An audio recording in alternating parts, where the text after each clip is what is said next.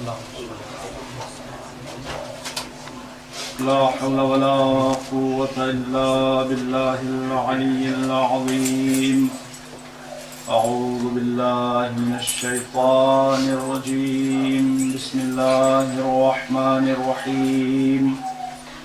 الحمد لله رب العالمين بارئ الخلائق أجمعين باعث السفراء الأكرمين والصلاة والسلام والتحية والإكرام على أشرف الأنبياء والمرسلين.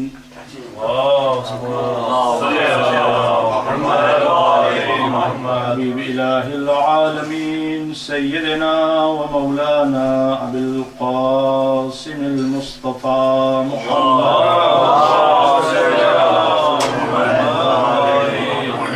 وعلى أهل بيته الطيبين الطاهرين المعصومين المظلومين ولعنة الله على أعدائهم أجمعين. أما بعد فقد قال الله الحكيم في الذكر الكريم. أعوذ بالله من الشيطان الرجيم. يا أيها الذين آمنوا اتقوا الله وكونوا مع الصادقين. صلوات. اللهم صل على محمد وآل محمد. عزیزان محترم، امام حسن مجتبی علیہ السلام وہ آیہ کریمہ جس کی تلاوت کا شرف ہم نے حاصل کیا، اس میں اللہ کی طرف سے اعلان ہوتا ہے کہ اے صاحبان ایمان، اے وہ لوگوں جو مومن ہو، تمہارا فرض یہ بنتا ہے کہ تم تقوی پروردگار اختیار کرو. یا ایھا الذین آمنوا اتقوا اللہ وکونوا مع الصادقین، اور سچوں کے ساتھ ہو جاؤ. تو یہ سچے کون ہیں جن کے ساتھ ہو جانے کی بات کی جا رہی ہے؟ یہ سچے آرڈینری سچے نہیں ہوں گے. دیکھیں بات کن لوگوں سے کی جا رہی ہے؟ یا ایھا الذین آمنو، ایڈریس ان کو کیا جا رہا ہے جو آلریڈی مومن ہیں. ماشاءاللہ ماشاءاللہ. اور پھر اس کے بعد کہا جا رہا ہے اتقو، تقوی پروردگار اختیار کرو. تم مومن بھی ہیں اور متقی بھی ہیں. اور اب حکم یہ دیا جا رہا ہے کہ سچوں کے ساتھ ہو جاؤ. تو وہ سچے کتنے بلند ہوں گے جن کے ساتھ ہو جانے کے لیے مومنین اور متقین کو حکم دیا جا رہا ہے. وہ سچے آرڈنری سچے نہیں ہوں گے. وہ سچے وہی سچے ہوں گے جن کی صداقت پر اللہ کی مہر لگی ہوئی ہو. تو وہ کون سچے ہیں جن کی صداقت پر اللہ کی مہر لگی ہو؟ دیکھیں مشہور واقعہ اسلامک ہسٹری کا، اور ابھی کچھ ہی دنوں پہلے گزرا ہے. مجھے امید ہے کہ آپ سبھی حضرات نے اس کو منایا بھی ہوگا. مباہلے کا واقعہ. مباہلے میں کیا چیلنج تھا؟ نبتہل فنجعل لعنت اللہ علی الکاذبین، ہم دعا کریں گے اور جھوٹوں پر لعنت کریں گے. تو جب جھوٹوں پر لعنت کی باری آئی تو رسول اللہ اپنے ساتھ کن کو لے گئے؟ ماشاءاللہ ماشاءاللہ. رسول اللہ اپنے ساتھ انفس کی جگہ پر علی مرتضیٰ کو لے گئے، عورتوں کی جگہ پر بی بی فاطمہ کو لے گئے، اور چلڈرن کی جگہ پر امام حسن اور امام حسین کو لے گئے. اور یہ اس بات کا کلیئر پروف ہے کہ یہ وہ شخصیتیں ہیں کہ جو صرف سچے نہیں بلکہ میدان صداقت کے شہسوار ہیں، اور سچائی اور صداقت میں اپنی مثال آپ ہیں. دیکھیں ہر میدان میں رسول اللہ کی طرف سے اجازت ہوتی تھی سبھی کو جانے آنے کی. بڑی بڑی جنگیں ہوئیں، جنگ بدر، جنگ احد، جنگ خندق اور جنگ خیبر، تو اس میں سب کی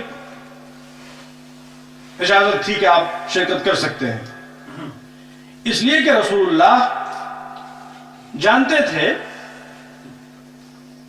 کہ جو دشمن ہیں وہ ظاہر ہے کہ کہیں پہ عتبہ شیبہ ہوں گے، کہیں پہ عمر ہوگا اور کہیں پہ مرحب ہوگا، کہیں پہ انتر ہوگا، یہ سب دشمن ہوں گے، ان سے لڑنا ہوگا، ان سے مقابلہ کرنا ہوگا۔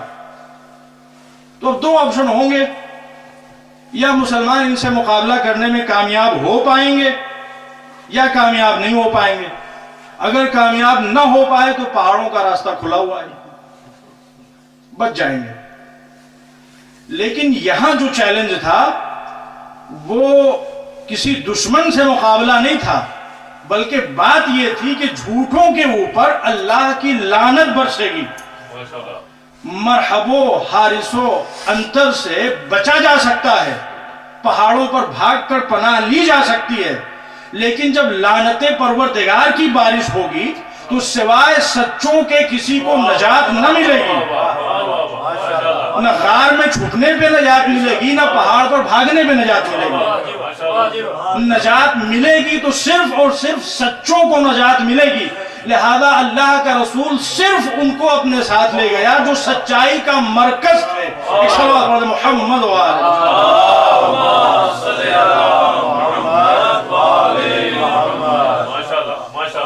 یہ صادقین جن کے ساتھ ہو جانے کا حکم دیا جا رہا ہے، یہ اہل بیت علیہم السلام ہے، اور حسن مجتبی اسی سلسلے کی دوسری کڑی ہے۔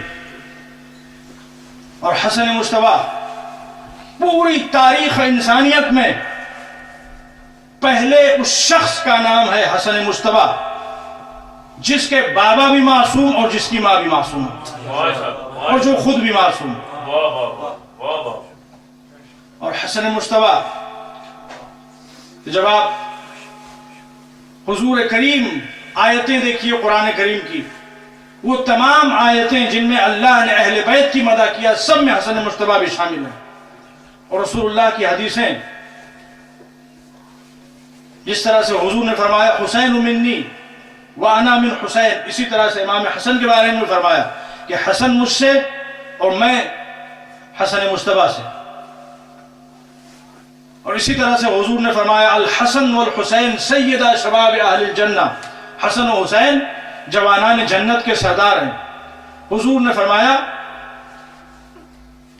الحسن والحسین امامان قاما و قادہ، حسن و حسین یہ دونوں امام ہیں مسلم امہ کے، چاہے وہ حالت قیام میں ہو اور چاہے وہ حالت قعود میں ہو۔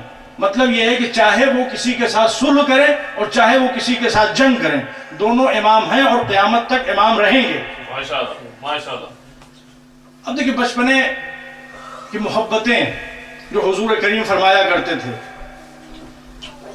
تاریخ میں واقعات ملتے ہیں اور ان کا ایک نہ رکنے والا سلسلہ ہے۔ مشہور واقعہ یہ ہے کہ حضور کریم حسن و حسین کو دیکھیے جب عید آئی اور حسن و حسین نے دیکھا کہ مدینے میں دوسرے بچوں کے نئے کپڑے تیار ہو رہے ہیں، تو انہوں نے آ کے اپنی مادر گرامی سے کہا کہ مادر گرامی ہمارے کپڑے کب آئیں گے؟ ماشاءاللہ۔ تو فاطمہ الزہرا نے کیا کہا کہ میرے شہزادو گھبراؤ نہیں، تمہارے کپڑے درزی کے پاس ہیں۔ تو ہو سکتا ہے کوئی یہ کہے کہ کسی درزی کے پاس کپڑے تھے نہیں اور صدیقہ طاہرہ یہ بات کہہ رہی کپڑے درزی کے پاس ہیں، کل آ جائیں گے۔ بات کل کی ہو جا رہی ہے، جلدی نہ کر، کل ہو جانے دے پھر دیکھنا۔ اعتراض کرنا ہے تو انتظار کر، کل ہو جائے کپڑے نہ آئے تب اعتراض کرنا۔ ماشاءاللہ بے شک۔ تاریخ کہتی ہے کہ جب عید کا دن آیا تو دق الباب ہوا، انا خیاط الحسین انا خیاط الحسنین، میں حسنین کا درزی ہوں رضوان جنت۔ اور اس کے بعد وہ جنتی کپڑے، جنتی پوشاک پیش کر دیے گئے صدیقہ طاہرہ کی بارگاہ میں۔ اب دیکھیے تاریخ یہ کہتی ہے کہ جب जन्नती लिबास थे, तो इन बच्चों को मदीने में टहलने के लिए अगर किसी घोड़े के ऊपर बिठा दिया जाता, किसी ऊंट के ऊपर बिठा दिया जाता, तो ये जेब न देता। बच्चे सरदार हैं, जवानाने जन्नत के, और जन्नती कपड़े में मलबूस, तो सवारी भी इसी शान की होनी चाहिए थी। लिहाजा खुद अल्लाह के रसूल आगे बढ़े, हसन और हुसैन घोड़े पे नहीं, ऊंट पे नहीं, एक कांधे पे हसन, दूसरे कांधे पे हुसैन।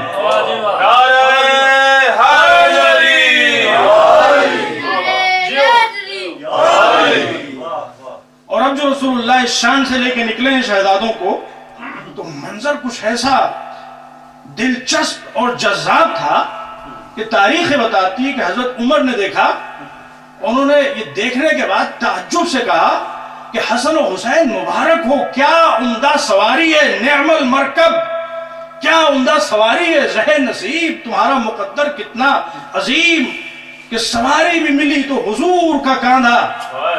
तो तारीख कहती कि अगरचे सहाबी ने तारीफ की थी, मगर रसूलुल्लाह को ये अंदाज़ तारीफ पसंद ना आया। देखिए मिजाज रिसालत क्या है, फरमाया कि ए मेरे सहाबी, अगर तुझे तारीफ करना है तो ये न कह कि क्या उम्दा सवारी है, बल्कि तारीफ के लिए जो लफ्ज इस्तेमाल कर वो ये होना चाहिए कि क्या उम्दा सवार है और क्या उम्दा सवारी है।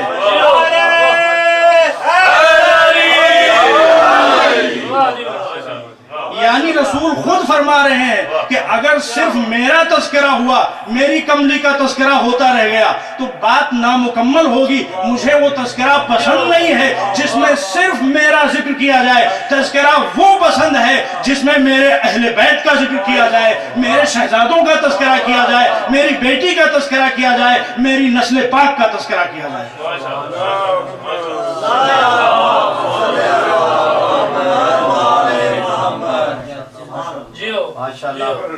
और उसके बाद अब देखिए तारीख ये भी कहती है कि हुजूर करीम ने अपनी जुल्फ मुबारक का एक हिस्सा, एक सिरा इमाम हसन के हाथ में दिया और दूसरा सिरा इमाम हुसैन के हाथ में।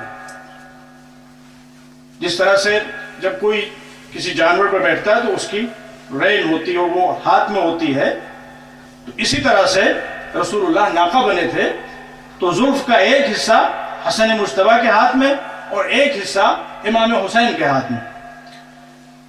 अब देखिए यहां पर जो सवाल हो सकता है वो ये कि अल्लाह के रसूल ये बच्चे हैं, आपने एक जुल्फ एक के हाथ में दे दी, दूसरी जुल्फ दूसरे के हाथ में दे दी। अगर हसन चाह रहे हो कि इस तरफ आप चलें और हुसैन चाह रहे हो कि इस तरफ आप चलें, तो आप किसकी मानिएगा? अगर आप इधर जाते हैं तो हुसैन की दिल शिकनी होती है, और अगर इधर जाते हैं तो हसन मुश्तबा की दिल आजारी होती है, आप क्या कीजिएगा? तो रसूलुल्लाह फरमाएंगे कि ये बच्चे आम बच्चे नहीं हैं, ये बच्चे वो हैं कि जिन्हें अल्लाह ने सिरात मुस्तकीम का रहबर बनाकर भेजा है, बल्कि ये बच्चे वो बच्चे हैं कि जो खुद सिरात मुस्तकीम हैं, जिन्हें अल्लाह ने सिरात मुस्तकीम का रहबर बनाकर भेजा हो, उनकी डायरेक्शंस में इख्तिलाफ नहीं हो सकता। और जो बचपने में एक दूसरे की डायरेक्शन से डिफरेंट न हो सकते हो, वो 40 साल की उम्र में एक दूसरे के मिजाज से कैसे डिफरेंट हो सकते हैं?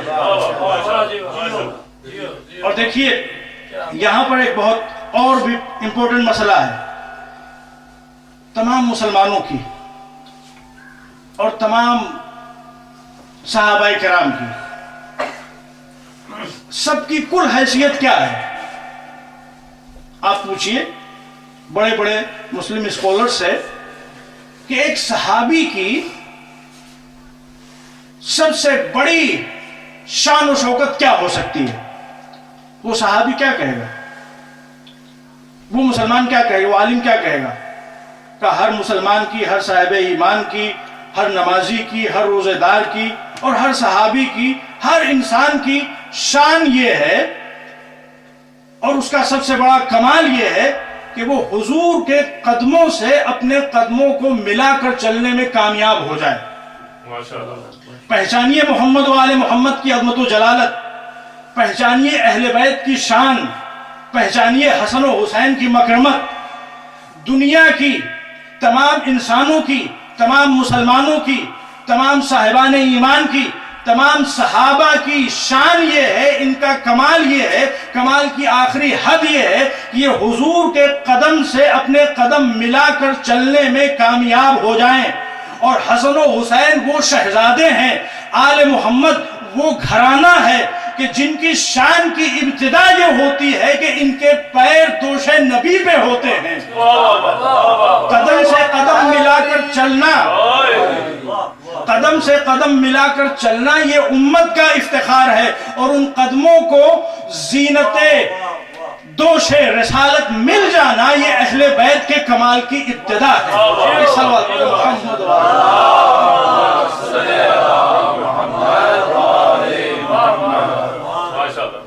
دیکھیے کہ جہاں تک بات نام کی ہے امام حسن مصطفیٰ، تو نام حسن آپ کا اور دوسرے شہزادے کا نام حسین، پورے آپ عربک ہسٹری پر ڈالیے.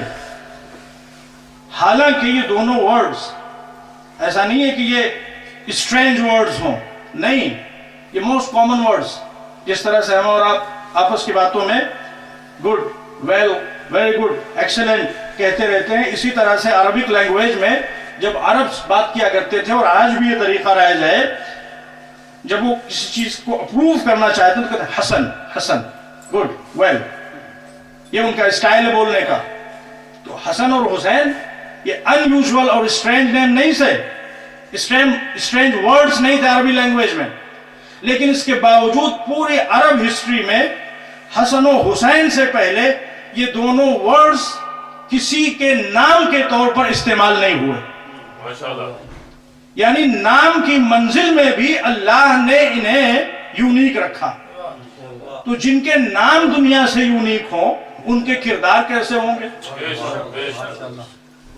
اور دیکھیں نام رکھنے کے سلسلے میں جو طریقہ کار اپنایا گیا، یہ جتنے ہمارے امام ہیں سب کے نام اللہ کی طرف سے مقرر کیے گئے ہیں، سب کے نام اللہ کی طرف سے آئے ہیں. اور یہاں پر بھی ایک میسج ہے تمام انسانوں کے لیے کہ حسن و حسین، سید سجاد، محمد باقر، جعفر صادق، موسی کاظم، یہ تمام ائمہ اہل بیت علیہم الصلوۃ والسلام یہ وہ ہیں کہ جو برائے نام بھی دنیا کے محتاج نہیں ہیں. تو جو برائے نام دنیا کے محتاج نہ ہو وہ عہدہ و منصب میں، اقتدار میں، عظمت و جلالت میں تمہارے ماننے یا نہ ماننے میں کسی کے محتاج نہیں ہو سکتے. دیکھیے دوسرے انسانوں کی صورتحال کیا ہے، دوسرے مسلمانوں کی صورتحال کیا ہے، دوسرے خلفاء کی صورتحال کیا ہے. دیکھیے ان کی مثال، میں کوئی گستاخی نہیں کر رہا ہوں کسی کی شان میں، لیکن ان کی مثال پتھروں جیسی ہے کہ اگر پتھروں کو اٹھا کے لے جا کے مندروں میں رکھ دیجئے تو لوگ ان کے سامنے سجدے کرنے لگتے ہیں، وہ سب کچھ بن جاتے ہیں، خدا بن جاتے ہیں. اور اگر ان پتھروں کو مسجدوں سے باہر نکال دیجئے تو ان کی کوئی حیثیت نہیں رہ جاتی. تو بات صرف ماننے اور نہ ماننے کی ہے. مان لو تو وہ پتھر خدا ہے اور نہ مانو تو ٹھوکروں میں آیا چلا جا رہا ہے. اسی طرح سے دوسرے تمام حکام ہیں، دوسرے تمام گورنرز ہیں، دوسرے تمام دنیا کے لیڈرز ہیں، مان لو تو خلیفۃ الرسول، جانشین رسول، ذل اللہ، یہ اور وہ، اور نہ مانو تو کچھ بھی نہیں. لیکن اہل بیت علیہ الصلوۃ والسلام ان کی شان نرالی ہے. مانو یا نہ مانو، تمہارے ماننے یا نہ ماننے سے ان کی عظمت و جلالت پہ کوئی فرق پڑنے والا نہیں ہے. مانو گے تو بھی خلیفۃ اللہ، مانو گے تو بھی ولی اللہ، اور نہ مانو گے تو بھی خلیفۃ اللہ اور ولی اللہ. مانو گے تو تمہارا فائدہ، نہ مانو گے تو تمہارا نقصان. مانو گے تو تمہیں ایمان ملے گا، تقوی ملے گا، جنت ملے گی، اور نہ مانو گے تو کفر ملے گا، نفاق ملے گا، اور آخرت میں جہنم ملے گا.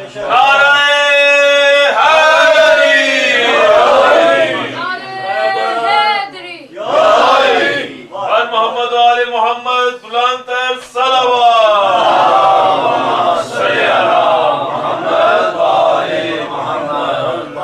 حسن مشتبہ माशाल्लाह बहुत یہ माशाल्लाह نام بھی ادھر سے رکھا گیا. माशाल्लाह اب آ جائیے امام حسن مشتبہ علیہ السلام کی حیات طیبہ کے کچھ پوائنٹس، ان کے سلسلے میں تھوڑی دیر میں آپ سے کلام کر لوں. دیکھیے امام حسن مشتبہ علم کے اعتبار سے سب سے افضل. تاریخ بتاتی ہے کہ ایک مرتبہ ایک شخص نے مولا علی سے پوچھا کہ یا امیر المومنین آپ یہ بتائیے کہ حق اور باطل میں کتنا ڈسٹینس ہے. تو مولا علی نے خود جواب نہیں دیا، امام حسن مشتبہ موجود تھے، کہا میرے لال سے پوچھو تاکہ دنیا کو پتہ چل جائے یہاں پہ بچپنے اور جوانی میں کوئی فرق نہیں ہوتا. جو علم جوان کے پاس ہے وہی علم بچے کے پاس بھی ہے، جو علم بزرگ کے پاس ہے وہی علم چھوٹے کے پاس بھی ہے. माशाल्लाह बेशक کیا بات. تو اب جب اس نے یہ سوال دہرایا امام حسن مشتبہ کے سامنے تو امام نے فرمایا حق اور باطل کے درمیان ڈسٹینس اگر تو جاننا چاہتا ہے تو بس یوں سمجھ لے 4 fingers. امام نے اپنا ہاتھ یوں رکھا اور کہا کہ 4 انگلیوں کے برابر حق اور باطل کے درمیان ڈسٹینس ہے. اور ایک بہت امپورٹنٹ پوائنٹ امام نے ریز کیا، مطلب یہ ہے کہ جو کچھ تو اپنی آنکھ سے دیکھے وہ حق ہے، اور جو اپنے کان سے سنے کوئی گارنٹی نہیں کہ وہ حق ہو. اس لیے جو کچھ تم سنو سنتے ہی اس کو حق سمجھ کر مان نہ لو. اور اگر اس پوائنٹ پر ہماری قوم توجہ دینا شروع کر دے تو نہ جانے کتنی پرابلم سولو ہو جائیں گی. فیملی ایشوز سے لے کر میاں بیوی کے درمیان کے جھگڑوں سے لے کر کمیونٹی لیول پر جو اختلافات ہوتے ہیں، یا اس کے آگے بڑھیے تو دنیا کے لیول پر جو ریومرز پھیلائے جاتے ہیں، جو خرافات پھیلائے جاتے ہیں، اور ان پر اعتماد کی وجہ سے جو مسکنسیپشنز پیدا ہوتی ہیں، اور مسکنسیپشنز کے بعد جو کنٹروورسیز پیدا ہوتی ہیں، اور اس کے بعد جو ڈسپیوٹس پیدا ہوتے ہیں، جو جھگڑے پیدا ہوتے ہیں، ان سب کی برائی یہی ہے کہ بغیر انویسٹیگیشن کے، بغیر تحقیق کے، صرف سن کے انسان بات کو مان لیتا ہے. माशाल्लाह تو یہ امام حسن مشتبہ علیہ السلام نے ہمارے لیے واضح کیا کہ حق وہ ہے جسے اپنی آنکھ سے دیکھو. اور علم کے بعد ظاہر ہے کہ حلم اور بردباری. حضور کا ارشاد ہے یخبرکم حلمہم عن علمہم. جب رسول اللہ نے اہل بیت کا ذکر کیا تو فرمایا کہ یہ کتنے بڑے عالم ہیں اس کا پتہ تم کو چلے گا ان کے ٹولریشن کو دیکھ کر، ان کے فوربیرنس کو دیکھ کر. انما العلم مع الحلم. علم ہمیشہ حلم کے ساتھ جڑا ہوا ہوتا ہے. علم وہی ہوتا ہے جہاں حلم ہوتا ہے. نالج ایجوکیشن وہیں پہ ہے کہ جہاں پر فوربیرنس ہے، جہاں پہ ٹولریشن ہے. تو اہل بیت علیہ السلام کی زندگیوں میں آپ دیکھیے یہ دونوں چیزیں بالکل ٹاپ پہ دکھائی دیں گی.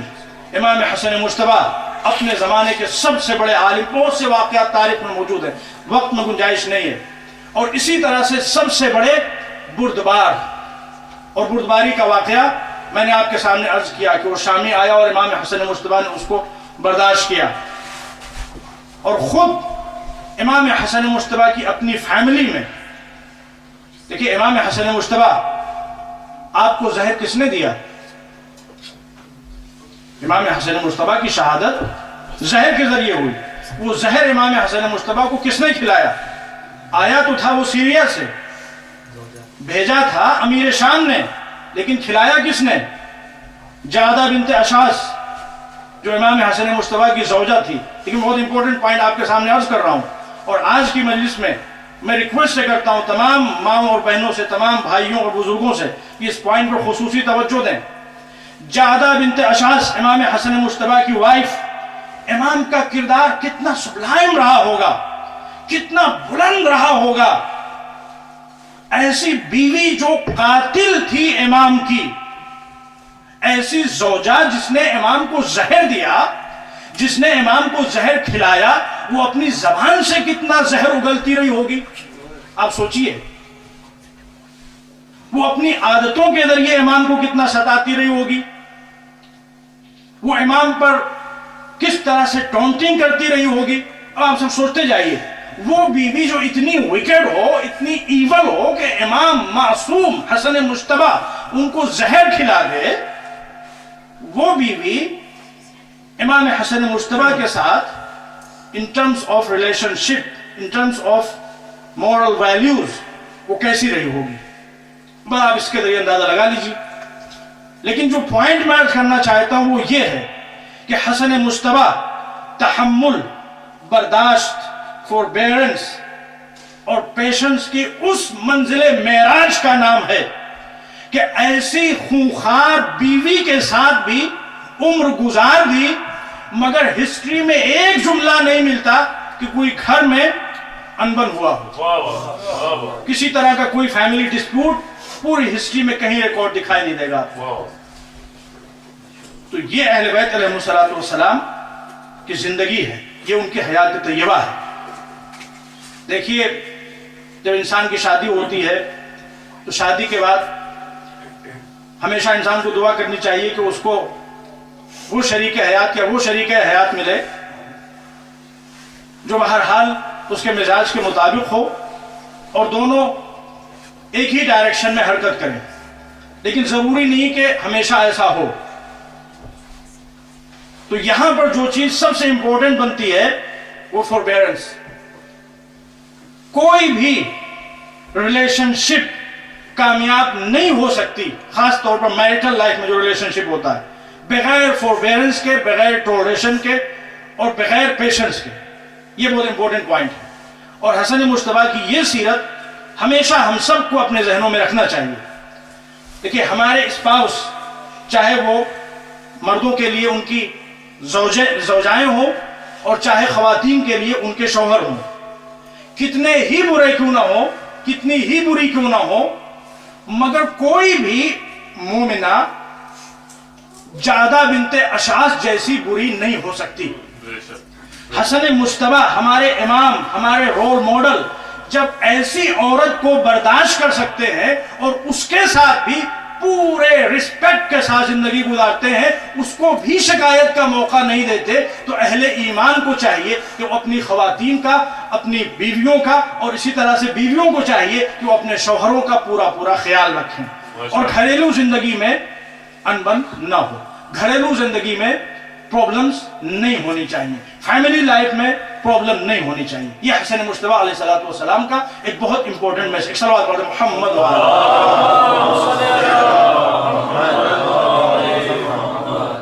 और उसके बाद ह्यूमन राइट्स इमाम Hasan Mushtaba, human rights and इमाम हसन मुश्तबा।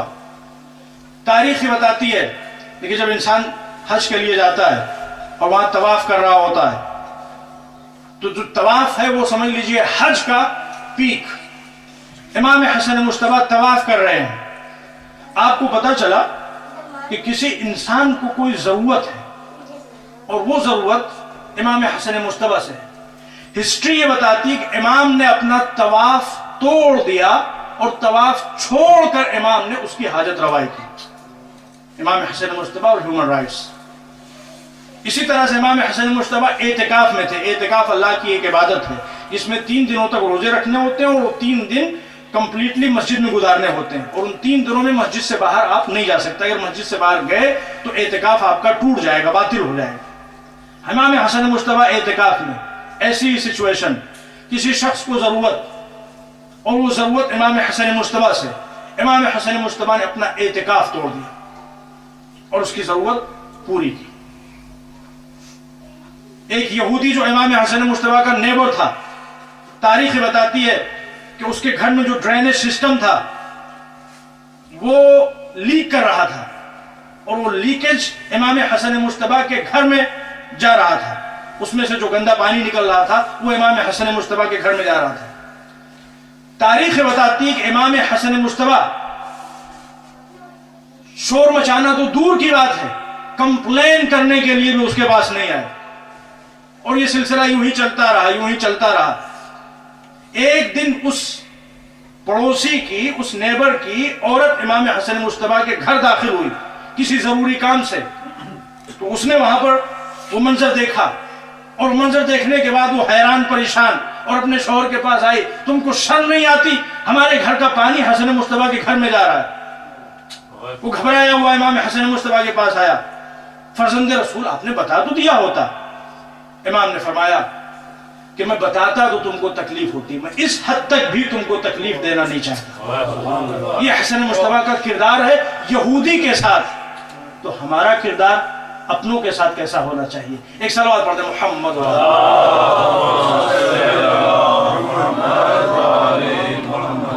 اور دیکھیے جب امام حسن مجتبیٰ کا تذکرہ ہوتا ہے تو یہاں پر انفارچونیٹلی ایک بہت بڑا مسئلہ جو آپ کو ہسٹری میں دکھائی دے گا، وہ یہ کہا جاتا ہے کبھی کبھی کہ حسن مجتبیٰ لیس بریو تھے کمپیئرنگ ٹو امام حسین علیہ السلام.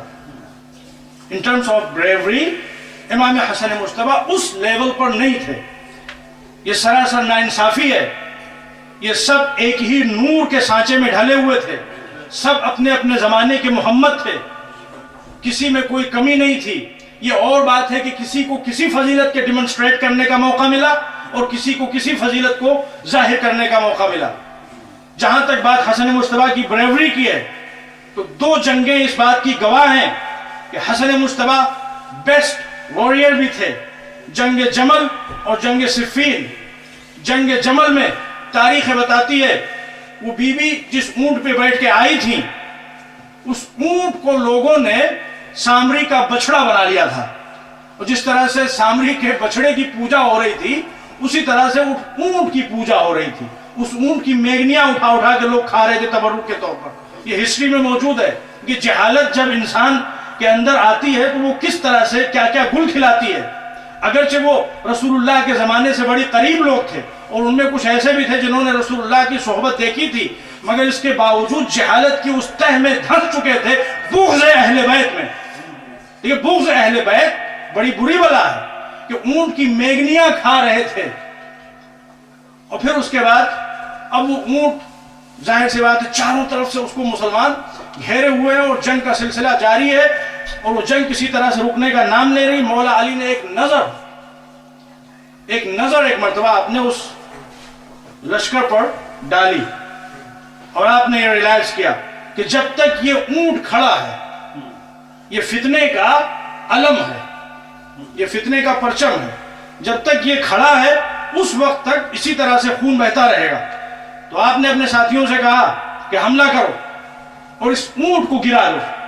اب تاریخ بتاتی ہے جو سب سے بہادر پہلوان تھے اس آرمی میں جنگ جمل میں مولا علی کے مخالفین، وہ اس اونٹ کو چاروں طرف سے گھیرے ہوئے تھے، اس لیے اس پہ وہ بی بی سوار تھی. اب مولا علی کا لشکر بار بار آگے بڑھتا ہے اور انفارچونیٹلی اس مشن کو اکمپلش نہیں کر پاتا. تو آخر میں مولا علی نے امام حسن مجتبیٰ سے کہا میرے لال حسن مجتبیٰ تم آگے بڑھو. اور جیسے ہی حسن مجتبیٰ آگے بڑھے لمحوں میں اس اونٹ کو زمین بوس کر دیا اور وہ اونٹ زمین پہ گرا اور پورا کا پورا لشکر منتشر ہو گیا. تو یہ حسن مجتبیٰ کی بہادری کا ایک نمونہ. اسی جنگ کا واقعہ ہے. مولا علی نے محمد حنفیہ اپنے بیٹے سے کہا کہ میرے لال آگے بڑھو حملے کرو. تو محمد حنفیہ آگے بڑھتے ہیں اور بار بار پیچھے ہٹ جاتے ہیں. بابا تیر دیکھیے کس طرح سے تیروں کی برسات ہو رہی ہے. تو یہاں پر بھی تاریخ بتاتی ہے کہ مولا علی نے اپنے بیٹے امام حسن سے کہا کہ میرے لال تم آگے بڑھو، اور حسن مجتبیٰ تیروں کی اس برسات کو توڑتے ہوئے اور چھانٹتے ہوئے آگے بڑھ گئے. تو ایسا نہیں کہ حسن مجتبیٰ بہادر نہیں تھے. صفین کا میدان گواہ ہے. جب مولا علی کا لشکر ذرا دیر سے صفین کے میدان میں پہنچا اور امیر شام کا لشکر جو وہاں پہلے سے موجود تھا انہوں نے گھاٹ کے اوپر جہاں سے پانی لیا جا سکتا ہے شور، اس کے اوپر آلریڈی قبضہ کر لیا تھا اور پانی بند کر دیا تھا. دیکھیے پانی بند کرنا یہ دشمنان اہل بیت کی پرانی خصلت رہی ہے، اور پانی پلاتے رہنا یہ آل محمد علیہ السلام کا مزاج رہا ہے. اور اسی لیے ہماری مجلسوں میں اور ہمارے جلوسوں میں سبیل حسینی کا انتظام رہتا ہے کہ پانی پلانے والے کون ہیں اور پانی بند کرنے والے کون ہیں، یہ دنیا کو پتہ چلے. تو تاریخ کہتی ہے کہ مولا علی کا لشکر بار بار آگے بڑھتا ہے اور آگے بڑھنے کے بعد ظاہر سی بات ہے وہ راستہ کھولنا چاہتا ہے پانی تک پہنچنے کا، مگر انفارچونیٹلی کامیابی نہیں ملتی. پھر آخر میں مولا نے امام حسن مجتبیٰ سے کہا میرے لال تم آگے بڑھو. اور جب امام حسن مجتبیٰ آگے بڑھے تو لمحوں میں وہ میدان بھی فتح کر لیا. تو یہ حسن مجتبیٰ کی بریوری، یہ حسن مجتبیٰ کی بہادری اور شجاعت. اور دیکھیے ایک بہت بڑا مسئلہ جو امام حسن مصطفیٰ کی حیات طیبہ جب آپ پڑھیں گے ہسٹری، جو ناانصافی ہے، جو انجسٹس ہے، وہ شادی کے مسئلے کو لے کے ہے. لکھنے والوں نے لکھ دیا نعوذ باللہ کہ حسن مصطفیٰ کو شادیوں سے بڑی محبت تھی، اور انہوں نے ایک کے بعد دو اور دو کے بعد تین اور شادیوں کا ایک سلسلہ شروع کیا. کیا آپ امیجن کر سکتے ہیں کہ جاہل مسلمانوں نے کتنی شادیاں حسن مصطفیٰ کے لیے لکھی ہیں؟ آپ بتائیے کتنی شادیاں لکھی ہوں گی میکسیمم؟ 300. 200 نہیں بھائی، 300. کہ امام حسن مصطفیٰ نے 300 شادیاں کی اور عورتوں کو طلاق دیا. نعوذ باللہ. دیکھیے یہ بھی اگین میں اس کو ایک دوسرے انداز سے تجزیہ کرتا ہوں. دیکھیے 300 شادی، اسلام کا قانون کیا ہے شادی کے سلسلے میں؟ اسلام کا قانون ہے کہ 4 بیوی سے زیادہ ایک وقت میں نہیں ہو سکتی، اور وہ 4 بیوی بھی there are many conditions. In conditions کی اویلیبلٹی میں یہ پرمیشن ہے کہ انسان ایک شادی سے دوسری شادی کی طرف بڑھے. اور ظاہر سی بات ہے اس ملک میں چونکہ ملک کا قانون نہیں لہذا وہ دروازہ بھی بند ہے. تو اگر کوئی چوتھی سے 5ویں شادی کرنا چاہے تو قانون شریعت کیا ہے کہ پہلے ایک بیوی کو اسے طلاق دینا ہوگا، اور طلاق کے بعد 3 ساڑھے 3 مہینے جو عدت کا پیریڈ ہوتا ہے اس میں وہ دوسری شادی نہیں کر سکتا جب تک وہ عدت کے. دیکھیے اسلام کا کتنا خوبصورت سسٹم ہے. شادی کے لیے اسلام میں بالکل فلیکسیبلٹی، بالکل آسانیاں. یہ جو شادیوں میں جھمیلے دکھائی دیتے ہیں، وہ ولیمہ ہو رہا ہے اور شان و شوکت کا ایک سمپل سا ولیمہ مستحب ہے، ریسپشن ہو رہا ہے اور یہ جھمیلے اور وہ جھمیلے اور یہ اخراجات اور وہ ایکسپینسز، یہ فارمیلٹیز، یہ سب لوگوں کی بناوٹی چیزیں ہیں. اسلام سے ان کا کوئی تعلق نہیں. اسلام میں شادی ایک عبادت ہے، اور عبادت میں سمپلسٹی کو آبزرو کیا جانا چاہیے. اسلام کا قانون ہے. شادی اہم ترین عبادتوں میں سے ایک عبادت ہے، اور حضور کا مشہور ارشاد ہے کہ اگر بغیر شادی کے ایک انسان نماز پڑھتا ہے، کتنے خضوع و خضوع کے ساتھ نماز پڑھے، اس کی نماز کا ثواب کم ہے. اور اگر یہی انسان شادی کر کے نماز پڑھے تو 70 ٹائمز ایکسٹرا ثواب اس کو ملے گا. 70 ٹائمز ایکسٹرا ثواب ملے گا. تو شادی اسلام میں ایک بہت بڑی عبادت ہے. تو شادی کے لیے بڑی آسانیاں ہیں، لیکن اس شادی کے رشتے سے، اس بندھن سے الگ ہونے کے لیے روایتوں میں کہ طلاق اللہ کو سب سے زیادہ منفور ہے، سب سے زیادہ نفرت جس حلال چیز سے اللہ کو ہے وہ طلاق ہے. صرف اور صرف ایکسیپشنل کیسز میں طلاق کی اجازت ہے، اور طلاق کے بعد بھی شوہر کو یہ حق نہیں ہے کہ بیوی کو فوراً اپنے گھر سے باہر نکال دے. 3.5 مہینے تک 3 مہینے تک وہ گھر میں رہے گی اور اس کے تمام رائٹس اسی طرح سے ریزرو رہیں گے، اور اس 3.5 مہینے کے پیریڈ میں ابھی بھی وہ اس کی وائف شمار ہوگی اور یہ اس کا ہسبینڈ شمار ہوگا. اور اگر دونوں آپس میں ریکنسائل کر لیں تو ان کو کچھ پڑھنے کی ضرورت نہیں، کچھ کرنے کی ضرورت نہیں ہے، بس دوبارہ پھر سے ان کی شادی بحال ہو گئی. یہ اسلام کا قانون ہے. تو 5ویں شادی کرنے کے لیے ہم پلٹتے ہیں اس پوائنٹ کی طرف. 5ویں شادی کرنے کے لیے کم سے کم 3 ساڑھے 3 مہینے کی مدت درکار ہے. تو اس حساب سے اگر آپ سوچئے تو ایک انسان 1 سال میں کتنی شادیاں کر سکتا ہے میکسیمم، جبکہ اس کے گھر میں 4 موجود ہوں آلریڈی؟ بہت سے بہت 4 شادیاں کر سکتا ہے. 4 شادیوں سے زیادہ شادی 1 سال میں پاسبل ہی نہیں ہے شریعت کے اعتبار سے، اگر انسان ایک بیوی کو طلاق دیتا ہے. چلیے مان لیجئے 6 شادیاں. امام حسن مجتبیٰ کی میرٹل لائف کل ہے کتنی، جہاں سے ان شادیوں کا سلسلہ شروع ہوتا ہے جو مورخین نے لکھا ہے اور 300 تک پہنچایا ہے؟ only 14 years. تو 14 years میں کتنی شادیاں ہو سکتی ہیں 4 کے حساب سے؟ بتائیے بھائی. 48 شادیاں ہو سکتی ہیں. اور مان لیجئے بہت سے بہت چلیے 50 مان لیجئے، 60 مان لیجئے. یہ 300 کہاں سے آئیں؟ یہ 300 آئی ہیں مسلمانوں کی جہالت کے کارخانے سے. ایک سوال پڑھ دیں محمد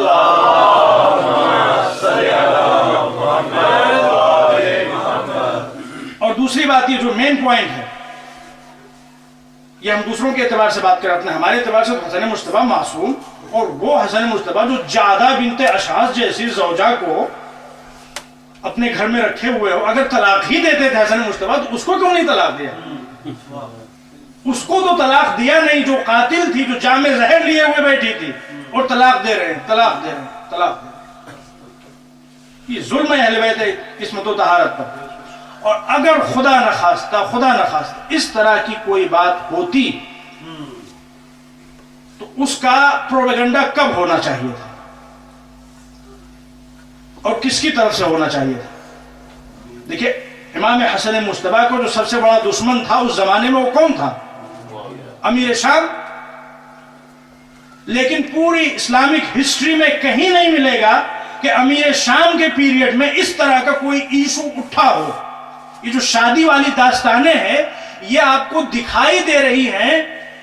بنو عباس کا ایک ٹائرنٹ تھا جس کا نام ملتا ہے منصور دوانقی، یہ سیکنڈ ظالم بادشاہ تھا بنو عباس کا، اس کے پیریڈ سے یہ شادی والی داستانیں کتابوں میں آنا شروع ہوئیں۔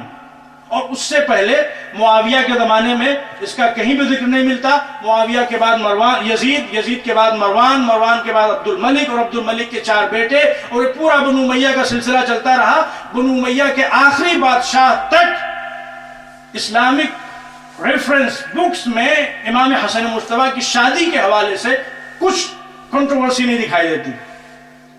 اگر امام حسن مجتبیٰ کی حیات طیبہ میں اس طرح کا کوئی مسئلہ ہوتا تو امیر شام جو حسن مجتبیٰ کا سب سے بڑا دشمن تھا اور وہ ہر طرح کے پروپیگنڈے کر رہا تھا، اس کو تو موقع مل جاتا اس مسئلے کو اچھالنے کا، اور اس زمانے میں اس مسئلے کو ہائی لائٹ کیا جاتا، اور اس دور سے ان چیزوں کو کتابوں میں آنا چاہیے تھا۔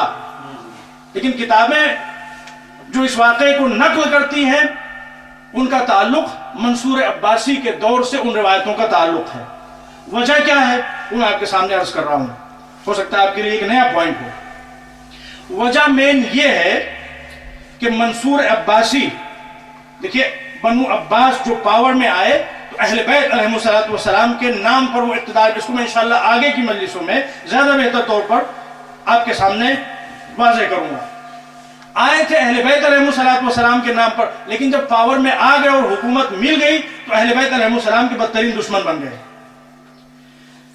اور جس زمانے میں منصور حکومت کر رہا تھا اس زمانے میں امام حسن مجتبیٰ علیہ السلام کی نسل کے چشم و چراغ امام حسن مجتبیٰ کی اولادیں وہ اسلامک اسٹیٹس میں مختلف جگہوں کے اوپر منصور کی حکومت کے خلاف بغاوتیں کر رہی تھیں۔ تو ان بغاوتوں کو بے اثر بنانے کے لیے، ان بغاوتوں کو کچلنے کے لیے منصور کی طرف سے امام حسن مجتبیٰ جو ان بزرگواروں کے بزرگ تھے اور ان کے جد امجد ہوا کرتے تھے، ان کے خلاف یہ گھناؤنی سازش کی گئی اور ایک گھناؤنا پروپیگنڈا رچ کر دنیا میں عام کیا گیا۔ تو یہ دیکھیے تاریخ کی ناانصافی۔ اور تیسرا مسئلہ جو امام حسن مجتبیٰ کے سلسلے میں آتا ہے وہ آپ کے صلح کے حوالے سے۔ ظاہر ہے کہ وقت میں گنجائش بھی نہیں، وقت بالکل ختم ہو گیا ہے، اور یہ وہ موضوع ایسا ہے کہ جس کو آپ برابر سنتے بھی رہتے ہیں، لہذا ہم نے اس کو جش نہیں کیا۔ تو صلح امام حسن مجتبیٰ، دیکھیں امام حسن مجتبیٰ ہسٹری میں ملتا ہے، میں ایک آخری بات اسی پہ زحمت تمام، ہسٹری میں ملتا ہے کہ سر سے لے کے سینے تک امام حسن رسول اللہ کی بالکل شبیہ تھے، اور سینے سے لے کے پیروں تک امام حسین رسول اللہ کی شبیہ تھے۔ دیکھیے جو کچھ بھی اللہ کرتا اس میں کچھ نہ کچھ وزڈم ضرور ہوتی ہے، کچھ نہ کچھ مصلحت ضرور ہوتی ہے۔ سر سے سینے تک حسن مجتبیٰ کو رسول اللہ کی شبیہ بنایا۔ ہاتھ کہاں پہ آتے ہیں؟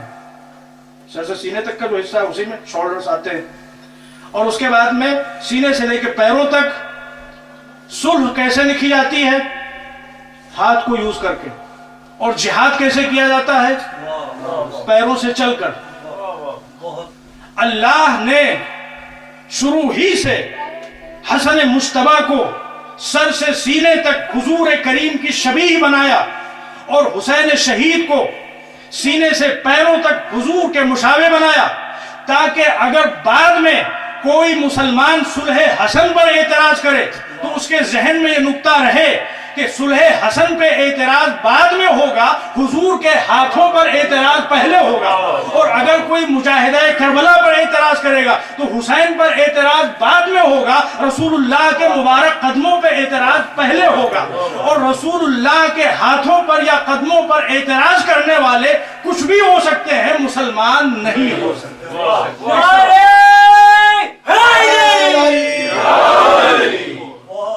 एक सलवात पढ़े मोहम्मद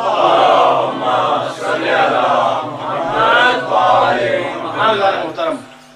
ये हसन मुश्तबा अलैहिस्सलाम की हयात तय्यबा। और जाहिर सी बात है, आपने इंग्लिश स्पीच में सुना कि आज दूसरी मुहर्रम, और आज हम और आप यहाँ जमा हुए हैं उस वाक़े की याद मनाने के लिए कि जब अहले बैत इस्मत व तहारत हुसैन गरीब के मुख्तसर से काफिले को करबला के बियाबान में आज की तारीख में रोका गया था। तारीख बताती है कि हुर के लश्कर से मुलाकात हुई। 1000 का लश्कर इमाम हुसैन अलैहिस्सलाम के लजाम फरस में हुर ने हाथ डाला। इमाम ने कहा, शकलत का उम्मु का या हुर, ए हुर तू क्या कर रहा है, किसकी शान में गुस्ताखी कर रहा है, तेरी माँ तेरे मातम में बैठे। हुर खामोश हो गया। और हिस्ट्री बताती कि हुर ने बाद में कहा कि फर्जंद रसूल, अगर कोई और होता तो मैं जवाब के सिलसिले में सोचता भी, मगर मैं क्या करूं, आपकी माँ तो खातून जन्नत है। अजमत फातिमा का एहसास दिल में आया और यहीं से हुर की जन्नत यकीनी हो गई। फिर वाक़या आपके पेश नजर मौला ने लश्कर पर नजर डाली और कहा कि हुर, जंग और सुलह की बातें बाद में होंगी, पहले ये बता कि तुम्हारे सिपाहियों के चेहरों पर हवाइयां क्यों उड़ रही हैं, जानवरों की दबानें बाहर क्यों निकली हुई हैं। कहा कि फर्जंद रसूल, जो ज़ख़ीरा आब था वो बिल्कुल ख़त्म हो गया है, और इस लको तक सहरा में अगर थोड़ी देर पानी और न मिला तो हम मर जाएंगे। उसे सुनना था कि मौला ने कहा कि भैया अब्बास, मश्क के दहाने खोल दो, मश्क के दहाने खोल। खून के प्यासों को सैराब किया है हुसैन। ये हुसैन इंसानियत की मेराज। और फिर उसके बाद तारीख कहती है, मौला ने हुर से कहा, ए हुर तू हमको क्यों रोकना चाहता है, सिर्फ बिना कलीला थोड़ी देर हमारे साथ साथ चल, हम खुद मंजिल मकसूद की तलाश में हैं, मंजिल मकसूद मिलते ही ठहर जाएंगे। और फिर तारीख कहती है कि एक तरफ से इमाम हुसैन चल रहे हैं और दूसरी तरफ से घेरे हुए हुर का लश्कर चल रहा है। चलते चलते एक सरजमीन पर पहुंचे। अब तारीख बताती है कि हुसैन के अस्प बावफा ने आगे बढ़ने से इनकार कर दिया। जब मौला के घोड़े ने आगे बढ़ने से इनकार कर दिया तो हिस्ट्री बताती है कि मौला ने 7 घोड़े बदले, मगर कोई घोड़ा है आगे नहीं बढ़ता। इमाम ने चाहने वालों को जमा किया, बताओ मेरे चाहने वालों, इस सरजमीन का नाम क्या है। किसी ने कहा मौला इसे शत्ते फुरात कहा जाता है, किसी ने कहा मौला इसे गाजरिया कहा जाता है। मौला ने कहा हल लहा इस्मुन आखर, इसका कोई और नाम भी है। ज़ुहैर कैन आगे बढ़े और कहते हैं मौला युकालु लहा करबला, इसे करबला भी कहा जाता है। बस जैसे ही करबला का नाम सुना, घोड़े की बुलंदी से जमीन पे आए, वल्लाह हाज़िही अर्ज़ु करबिन व बला, वल्लाह ये मुसीबतों की सरजमीन है, ये आफतों की सरजमीन है। यही वो सरजमीन है जहां हमारे खैमे फुरात के किनारे नस्ब होंगे, और यही वो सरजमीन है जहां हमारे जवानों को शहीद किया जाएगा। यही वो सरजमीन है जहां हमारे खैमों में आग लगेगी। यही वो सरजमीन है जहां हमारे बच्चे यतीम होंगे। यही वो सरजमीन है जहां हमारे घर की मुकद्दस औरतों के सरों से चादरें छीनी जाएंगी। जज़ाकुम रब्बुकुम खैरल जज़ा। इस्मत व तहारत का ये काफिला करबला की सरजमीन पर ठहरा, करबला आबाद हो गई। बस अरबाब अज़ा, आज की तारीख हुर से मंसूब है, और बस मुख्तसर तौर पर हुर का तज़किरा और आपकी ज़हमत तमाम।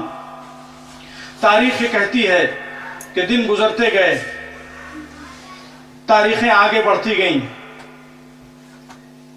रोज़ आशूरा की सुबह नमूदार हुई। हुर ने صبح کی نماز سے فراغت کے بعد تاریخ یہ بتاتی ہے کہ اپنے کانوں کو خیام حسینی کی طرف متوجہ کر دیا. ادھر سے العطش العطش کی آوازیں آ رہی تھیں.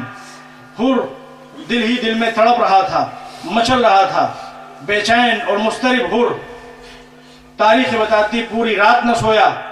جب کسی نے پوچھا صبح کے وقت، اے حر، اگر ہم سے کوئی پوچھتا کہ سب سے بڑا بہادر کون ہے، تم تیرا نام لیتے، مگر آج تیرا چہرہ اترا ہوا دکھائی دے رہا ہے، تیرا چہرہ مرجھایا ہوا دکھائی دے رہا ہے، تو گھبرایا ہوا دکھائی دے رہا ہے. تو حر کہتا ہے کہ میں اپنے آپ کو جنت و جہنم کے درمیان پا رہا ہوں. میں اپنے آپ کو جنت و جہنم کے درمیان پا رہا ہوں. جس لشکر میں ہوں، یہاں ظاہری اعتبار سے سب کچھ ہے مگر جہنم ہے.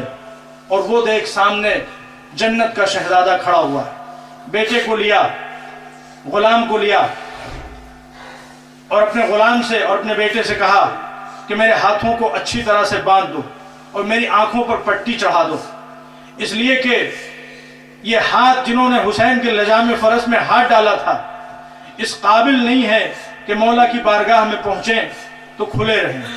اور وہ آنکھ جنہوں نے حسین سے آنکھ ملائی تھی اس قابل نہیں ہے کہ حسین کے چہرے پر نور کی زیارت کر سکے. بس ارباب عزا، تاریخ یہ بتاتی ہے کہ حر اس شان سے آیا. اب یہاں پہ مختلف روایتیں ہیں.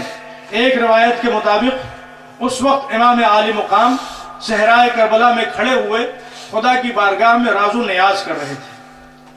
اچانک آپ کو کچھ محسوس ہوا. آپ جو نیچے مڑے تو دیکھا کہ کسی کا سر ہے اور آپ کے قدم ہیں. امام عالی مقام نے شانے پکڑ کے اس کو اٹھایا اور کہا، اے بھائی تو کون ہے، اور یہ آنکھوں پہ پٹی کیوں بندھی ہوئی ہے، یہ ہاتھ کیوں بندھے ہوئے ہیں؟ اس نے ہاتھوں کو جوڑا، ہاتھ تو بندھے ہوئے تھے، بندھے ہوئے ہاتھوں کو جوڑا اور کہا، مولا جو کچھ آپ کے ساتھ ہو رہا ہے ظاہری اعتبار سے اس واقعے کا سب سے بڑا مجرم میں ہوں، میں حر ہوں. اے فرزند رسول، کیا میری توبہ بھی قبول ہو سکتی ہے؟ جرم اتنا بڑا تھا کہ حر کو بھی اطمینان نہیں تھا کہ حسین ابن علی اس کی توبہ آسانی سے قبول کریں گے.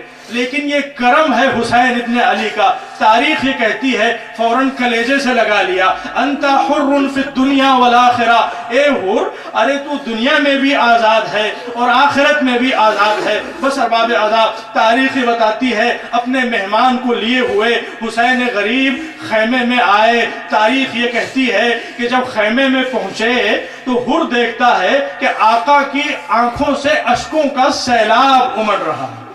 گھبرا کے کہتا ہے، فرزند رسول، ارے رونا تو مجھے چاہیے، گریوزاری تو مجھے کرنا چاہیے، میں مجرم ہوں، میں خطا کار ہوں، آپ تو کریم ابن کریم ہیں، آپ کی آنکھوں میں آنسو کیوں؟ تو تڑپ کے فرمایا، اے حر، ارے جب تو ہمارا دشمن بن کے آیا تھا تو ہم نے تجھے سیر و سیراب کیا تھا، مگر ہائے اس وقت ہم اتنے مجبور ہو چکے ہیں، اتنے بےکس ہو چکے ہیں کہ تو ہمارا دوست بن کے آیا ہے، ہمارا فدائی بن کے آیا ہے، مگر ہمارے خیموں میں ایک بوند پانی نہیں جو تیری پیاس بجھا سکے. جزاکم ربکم خیر الجزا. بس ارباب عزا، حر کہتا ہے، مولا یہ سب باتیں نہ کیجئے، ان سے میرے دل کو شدید تکلیف پہنچ رہی ہے. مولا میری توبہ آپ نے قبول کر لی، میں اس وقت مانوں گا کہ جب آپ میرے بیٹے کو میدان میں جانے کی اجازت دے دیجئے. ارباب عزا، حر کی طرف سے اتنا اصرار بڑھا کہ آقا مجبور ہوئے. حر کا بیٹا میدان کارزار میں گیا، مصروف پیکار ہوا. بہادر باپ کا بہادر بیٹا تھا، تادیش جنگ کرتا رہا اور آخر کار جب زخموں کی تاب نہ لا کے گھوڑے کی بلندی سے زمین کی طرف چلا تو آواز دی، آقا غلام کی خبر لیجئے. تاریخ یہ بتاتی ہے کہ حر بہت بڑا بہادر تھا، بہت بڑا شہسوار تھا. اپنے گھوڑے پہ بیٹھا اور بیٹے کی آواز سنتے ہی मुकम्मल रफ्तार के साथ अपने बेटे की आवाज पर दौड़ा, मगर ये मंजर देख के हैरान रह गया कि हुर बाद में पहुंचा, आका हुसैन वहां पहले से मौजूद है। हुर के बेटे का सर है, आका हुसैन के मुबारक कदम है, आका हुसैन का मुबारक जानू है। बस अरबाब अज़ा, तारीख ये कहती है, तारीख ये कहती है कि हुर थोड़ी देर के बाद आगे बढ़ता है और अपने बेटे की मैयत को उठाना चाहता है। बस अरबाब अज़ा, आखिरी जुमले अर्ज कर रहा हूं, जब हुर आगे बढ़ा अपने बेटी की मैयत को उठाने के लिए, तो हुसैन ने हुर के सीने पे हाथ रख के पीछे की तरफ ढकेल दिया। ए हुर, कहीं ज़ईफ बाप भी जवान बेटे की मैयत उठाया करता है? जी चाहता है दस्ते अदब जोड़ूं। आका, आपने सही फरमाया, ज़ईफ बाप जवान बेटे की मैयत नहीं उठाते, मगर अभी थोड़ी देर के बाद इसी मक्तल से आवाज आएगी, बाबा बेटे का आखिरी सलाम। उस वक्त मौला क्या कीजिएगा, कोई ना होगा, सीने से सीना लगा के मैयत उठाना चाहिएगा, मगर जवान की मैयत ना उठेगी। खैमों का रुख करके आवाज दीजिएगा, ए बनी हाशिम के बच्चों आओ, जवान अली अकबर की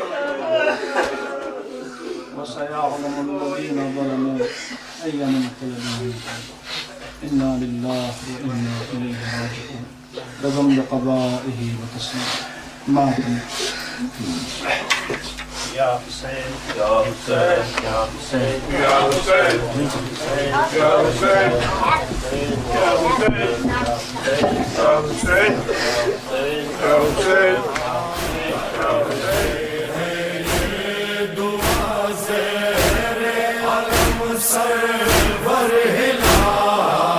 कर रहे हैं ये दुआ ज़ेरे अलम सरवर हिलाल, ऐ खुदा ये गम व फैज़े पंजतन जिंदा रहे।